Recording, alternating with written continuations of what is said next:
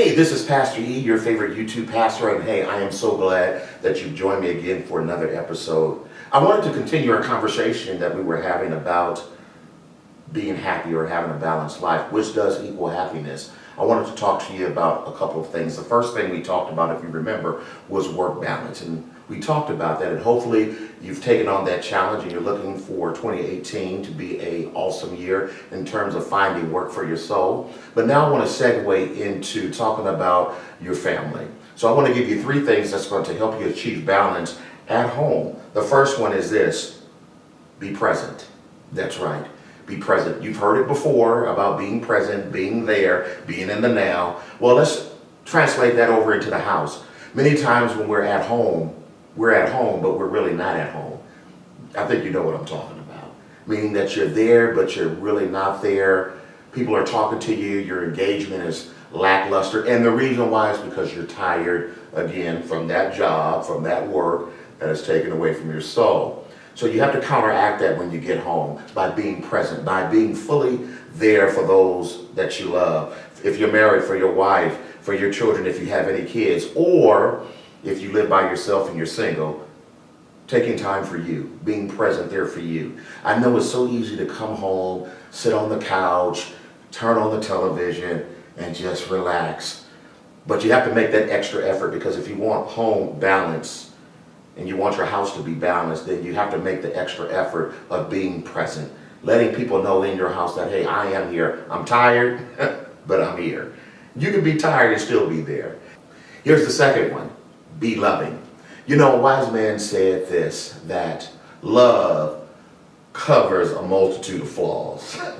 And that is so true. You have to be loving. Loving to your wife if you're married, loving to your children. It is so essential to having a house that is balanced.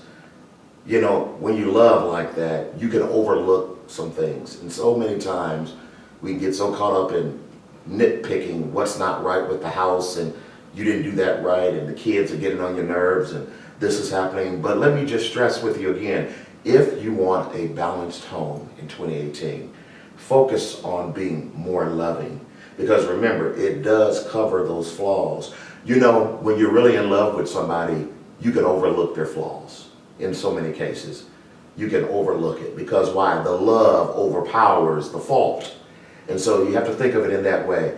Let your love overpower the faults that are coming up in your house. Remember, there are people that love you and they look past your faults. And so you need to do the same thing. You need to look past their faults and be loving at all times.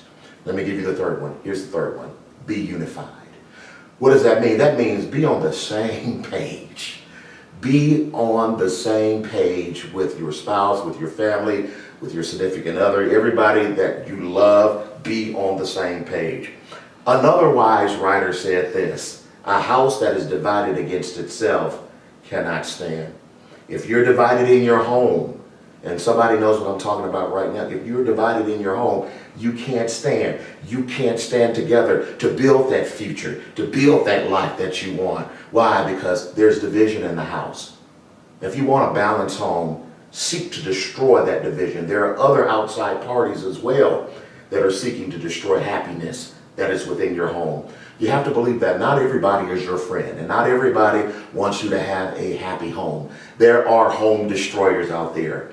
And you have to be aware, and you have to discern who's for me and who's against me, who's always trying to pull me away from my home.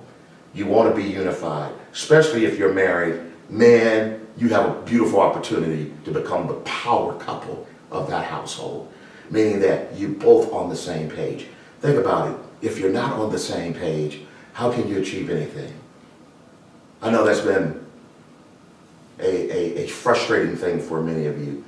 My spouse won't get on the same page. I want to do this, but they don't want to get on the same page, or and vice versa. And sometimes you have to sit there and you have to be honest. And you may have to ask yourself this question: why is my spouse not on the same page? Well, can I just be frank with you? Maybe because your spouse has seen your inconsistencies. See, it's hard for a spouse to get on the same page if you're inconsistent. If you're always tackling every new project, but you're not finishing what you start. It makes it very difficult for your spouse or your significant other to believe in you. So maybe they're not a bad person. They have just seen too many inconsistencies in your life for them to want to get on board. So you got to address that. So let's talk about the elephant in the room. Let's address your inconsistencies. It's not that they don't love you. It's not that they don't want to be on board. It's just that you have been so inconsistent.